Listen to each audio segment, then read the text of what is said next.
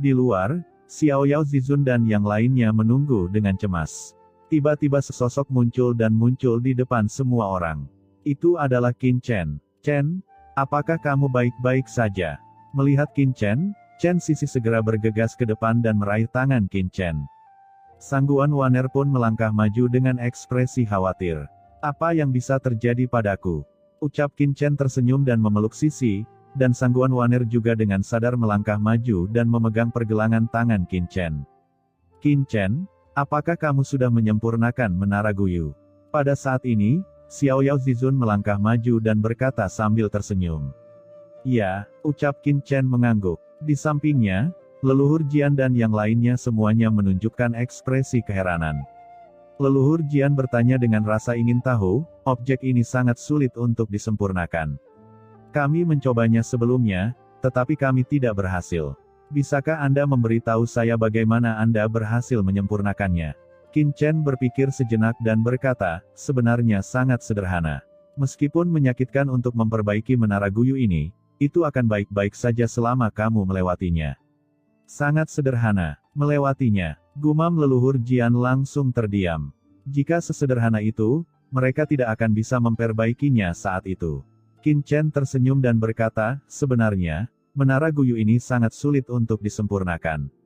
Yang paling penting adalah proses pemurniannya sangat menyakitkan, dan pada akhirnya, menara Guyu ini akan menolak pemurnian Anda, tetapi selama kamu bertahan sampai ekstrim, kamu akan baik-baik saja. Nyatanya junior ini juga butuh banyak upaya untuk menyempurnakan menara Guyu.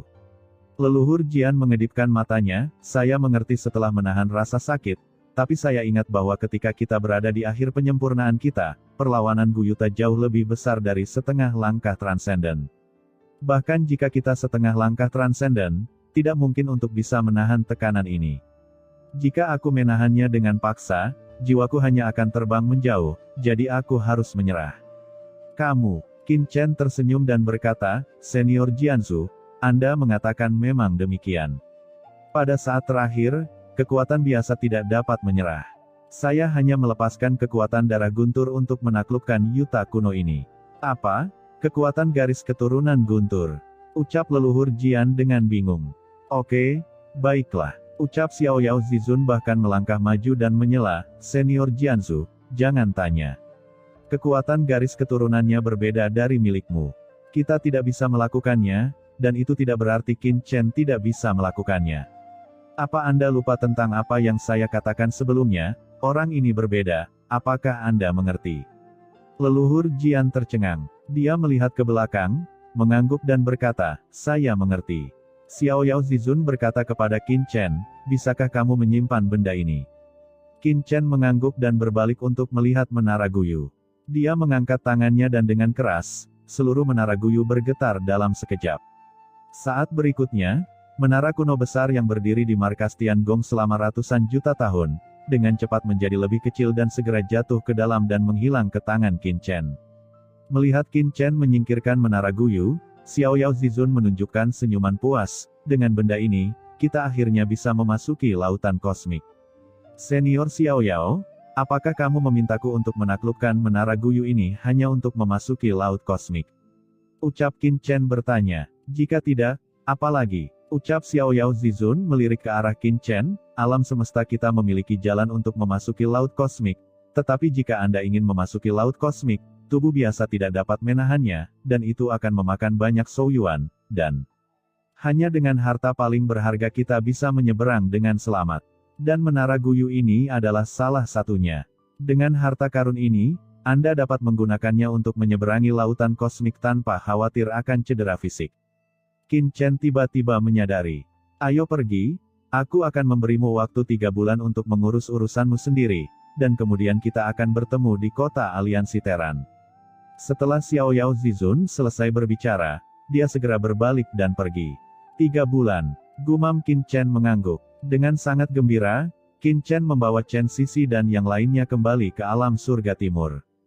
Kembali ke rumah Guanghan lagi, Qin Chen merasa seolah-olah dia berada di dunia lain. Dia berpikir bahwa dia telah bangkit di alam surga timur dan tumbuh dalam perjalanannya.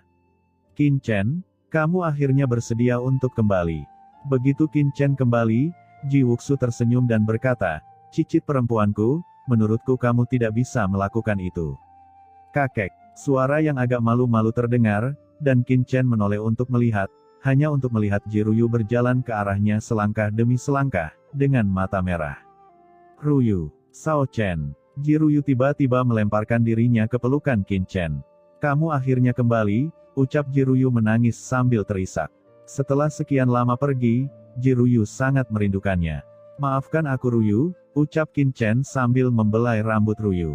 Kamu minta maaf, Ruyu, bagaimana denganku? Pada saat ini, suara yang familiar terdengar.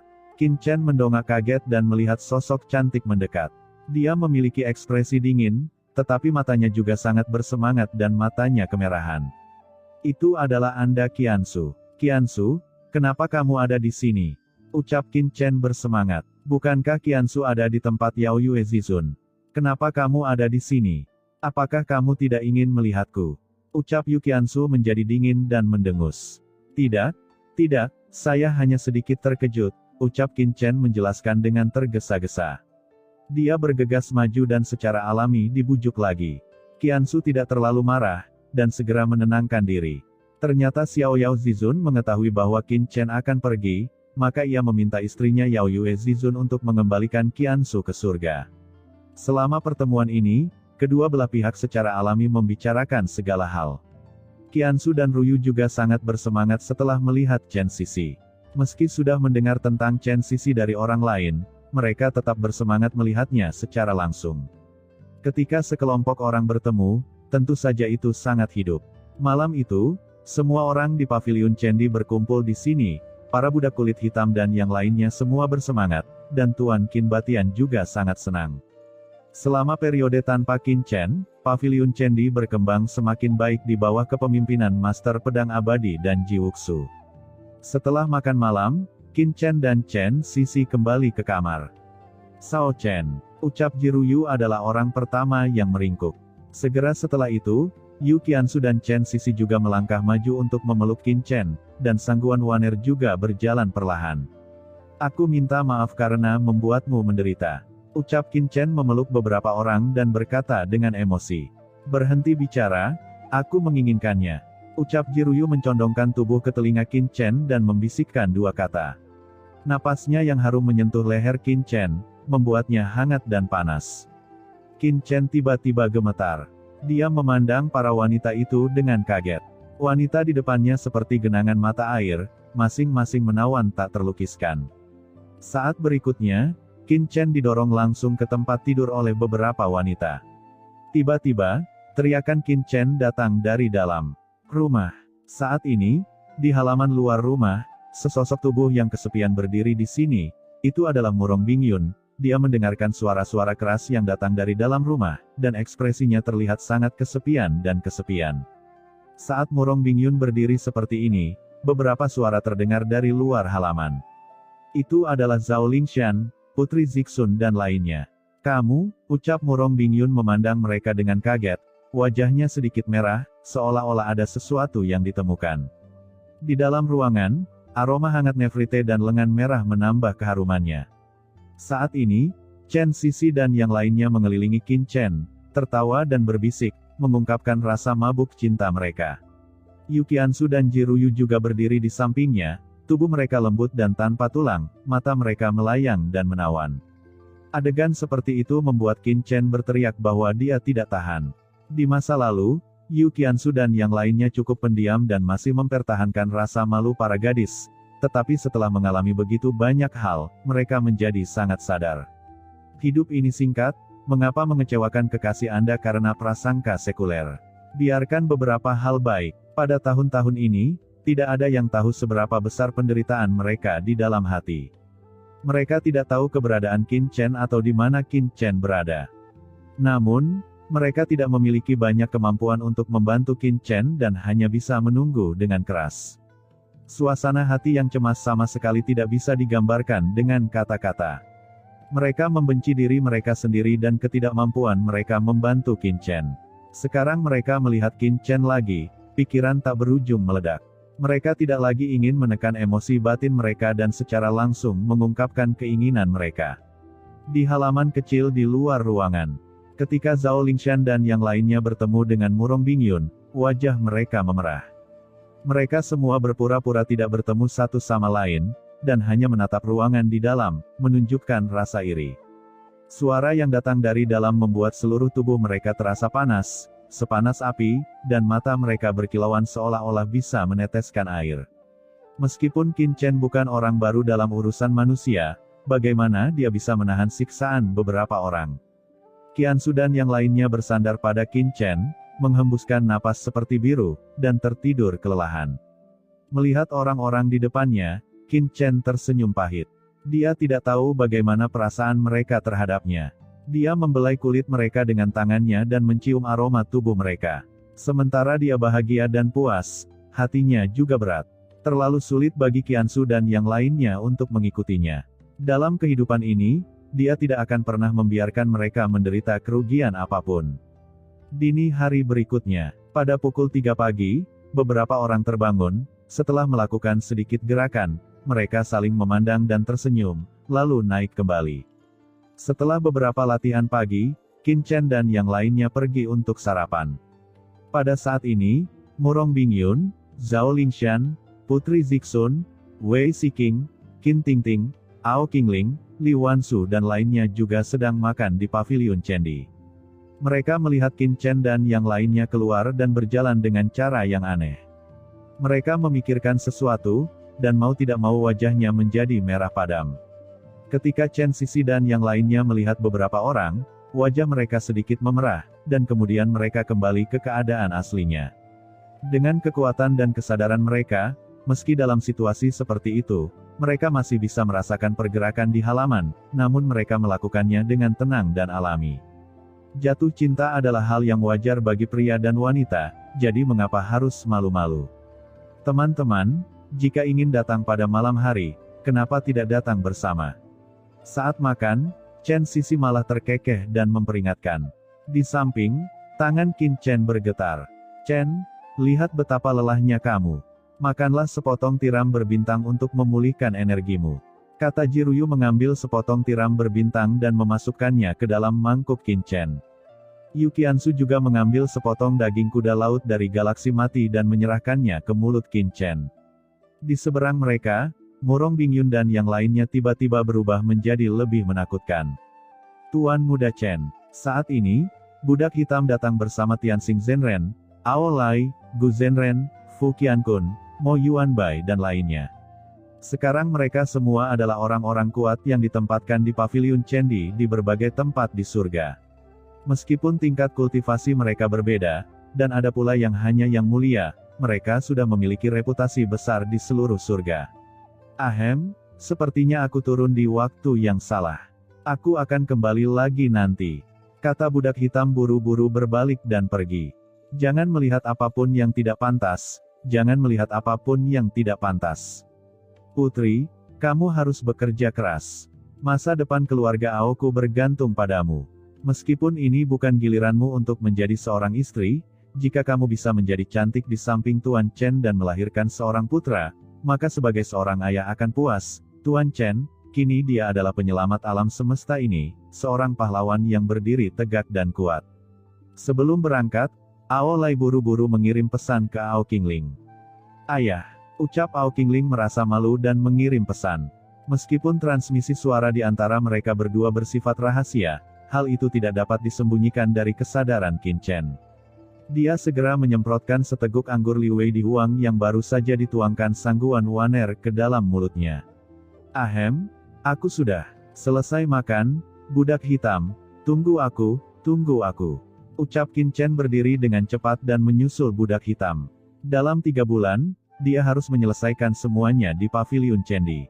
Selain itu, Hei Nu dan yang lainnya akan belajar bagaimana mengelola kota Renmeng dari leluhur Jian dan yang lainnya. Tingkat budidaya yang mulia saat ini secara alami tidak cukup. Qin Chen harus melakukannya dalam 3 bulan ini, untuk meningkatkan budidaya mereka. Melihat Qin Chen pergi karena malu, semua orang tersenyum. Pada hari-hari berikutnya, Qin Chen mulai mengatur segalanya di paviliun Chendi, berkomunikasi dengan budak hitam dan yang lainnya setiap hari, dan membiarkan mereka memasuki dunia kekacauan dan menggunakan aliran waktu untuk meningkatkan fondasi mereka. Dengan kendali Qin Chen saat ini atas sumber waktu, 1 hari bagi budak hitam dan orang lain di dunia kekacauan hampir sama dengan 1 tahun di dunia luar. Selain itu, orang-orang terus berdatangan mengunjungi Qin Chen di Paviliun Chendi, dan Qin Chen juga terus memulihkan sumber surgawi. Dan setiap malam, Qin Chen akan dipanggil pergi oleh Chen Sisi dan yang lainnya dengan kaki gemetar. 3 bulan berlalu dengan cepat. Pada hari ini, alam semesta mulai bergetar, kekosongan di alam surga timur terbelah, dan beberapa sosok keluar dari celah tersebut. Itu adalah Xiao Yao Zizun, leluhur Jian dan lainnya, dan di samping Xiao Yao Zizun, berdiri seorang wanita cantik, lembut dan anggun, dengan senyuman di bibirnya. Qin Chen, waktunya berangkat. Ucap Xiao Yao Zizun berkata sambil tersenyum, suaranya bergemuruh dan menyebar ke seluruh paviliun Chendi dalam sekejap. Saat berikutnya, beberapa sosok terbang dari paviliun Chendi, pemimpinnya adalah Qin Chen, sementara Chen Sisi dan yang lainnya mengikuti di samping mereka. Senior Xiao Yao, Senior Jianzun. Ucap Qin Chen dan yang lainnya mengangkat tangan dan memberi hormat. Tuanku, saat Yuqiansu melihat wanita di samping Xiao Yao Zizun, dia langsung memberi hormat. Orang ini tidak lain adalah Yao Yue Zizun. Qin Chen, kamu, bagaimana kamu menjadi seperti ini? Di tengah kerumunan, ketika leluhur Jian melihat Qin Chen, ekspresinya tiba-tiba membeku, matanya melebar, dan mulutnya langsung terbuka lebar. Apa yang salah dengan saya? Ucap Qin Chen terkejut. Ahem, Qin Chen, meskipun kamu masih muda dan dalam keadaan sehat, kamu juga harus memperhatikan moderasi. Ucap Xiao Yao Zizun terbatuk, lalu melihat keindahan di sekitar Qin Chen, mengangkat tangannya, dan sebotol pil terbang ke arah Qin Chen, berkata, Ahem, ini adalah pil tonik Tiandi Jiuyang yang telah saya saring. Ambil kembali secepatnya untuk mengisinya kembali. Meskipun tonik Yin dan Yang ini adalah jalan surga bagi manusia, namun tidak dapat ditempuh terlalu jauh. Ucap Xiao Yao Zizun berkata sambil tersenyum. Wajah Qin Chen berubah menjadi hijau saat mendengar ini. Apa yang terjadi? Apakah kamu sangat lemah? Oke, ayo bersiap dan berangkat. Ucap Xiao Yao Zizun berkata sambil tersenyum. Qin Chen memandang semua orang. Chen, kamu harus kembali dengan selamat. Ucap semua orang memandang Qin Chen, kali ini mengucapkan selamat tinggal dan tidak tahu kapan mereka bisa bertemu lagi. Jangan khawatir semuanya. Sekarang alam semesta ini telah mencapai akhir reinkarnasi. Jika kita tidak menerobos transendensi, kita tidak dapat mengeluarkan semua orang dari reinkarnasi. Oleh karena itu, kita pasti akan menjadi transenden kali ini. Ucap Qin Chen berkata dalam hati. Meskipun masalah klan iblis telah terpecahkan, krisis di alam semesta ini belum terselesaikan. Belum lagi alam semesta ini telah mencapai akhir reinkarnasi. Hanya karena leluhur Yuanmo belum mati, ada pedang tajam yang menggantung di atas Qin Chen dan yang lainnya. Dengan kekuatan leluhur Yuanmo, mereka pergi ke kemungkinan untuk menerobos dan melampauinya tidaklah kecil. Begitu dia mencapai transendensi dan menyatukan seluruh dunia bawah, bisakah mereka menolaknya? Dunia bawah adalah kekuatan tertinggi yang sangat mengerikan di seluruh lautan kosmik. Ia jauh lebih kuat dari klan kegelapan. Jika orang kuat dari dunia bawah datang, meskipun senior di lautan virtual kuat, saya khawatir tidak mungkin untuk menolak invasi dunia bawah. Kecuali dunia bawah, meskipun klan gelap telah mundur, kepribadian klan gelap tidak akan pernah mentolerirnya, dan mereka pasti akan mencoba yang terbaik untuk menyerang alam semesta ini lagi. Oleh karena itu, Qin Chen dan yang lainnya tidak boleh duduk diam dan menunggu kematian. Setelah mengucapkan selamat tinggal kepada semua orang secara diam-diam, Qin Chen segera berangkat bersama Chen Sisi dan yang lainnya. Kali ini pergi ke Laut Semesta, Chen Sisi dan yang lainnya secara alami tidak ingin lagi dipisahkan dari Qin Chen. Meskipun mereka tidak dapat bertahan hidup di Laut Semesta untuk saat ini, mereka dapat tinggal di dunia kekacauan Qin Chen dan menemaninya. Setelah sekelompok orang mengatur barang-barang mereka, mereka segera menuju ke tempat misterius itu di bawah kepemimpinan Xiao Yao Zizun. Setelah terus-menerus terbang melewatinya, semua orang dengan cepat sampai di tempat yang dipenuhi aura kekacauan. Di dunia ini, di mana-mana dipenuhi dengan suasana kekacauan yang kuat, dan kekuatan yang bergulir secara langsung menekan tubuh Qin Chen seperti lautan luas. Qin Chen bisa merasakan bahwa di tempat ini, kekuatan di tubuhnya akan sangat ditekan. Master tertinggi puncak normal tidak akan dapat dengan mudah bertahan hidup di sini. Saya khawatir hanya orang kuat transenden setengah langkah yang bisa berjalan bebas di sini. Xiao Yao Zizun berkata dengan ringan, ini adalah tempat awal dari alam semesta asli, dan disebut alam semesta primer. Alam semesta primer ini adalah titik terlemah antara alam semesta kita dan laut kosmik. Di alam semesta primer ini, terdapat lubang hitam yang terhubung dengan laut kosmik, yang disebut lubang hitam Gaia. Selama Anda memasuki lubang hitam ini, Anda bisa masuk di antara laut kosmik. Kata Xiao Yao Zizun menjelaskan. Saat Qin Chen dan yang lainnya melangkah lebih dalam, kekuatan melahap dan memutar yang kuat bekerja pada Qin Chen dan yang lainnya. Jika orang tertinggi biasa masuk, mereka akan berubah menjadi abu dalam sekejap. Tetapi bagi Qin Chen, Xiao Yao Zizun, leluhur Jian dan pedang iblis, para master transenden setengah langkah ini, tempat ini bukanlah apa-apa. Sedangkan untuk Chen Sisi dan yang lainnya, mereka telah dibawa ke dunia kekacauan oleh Qin Chen.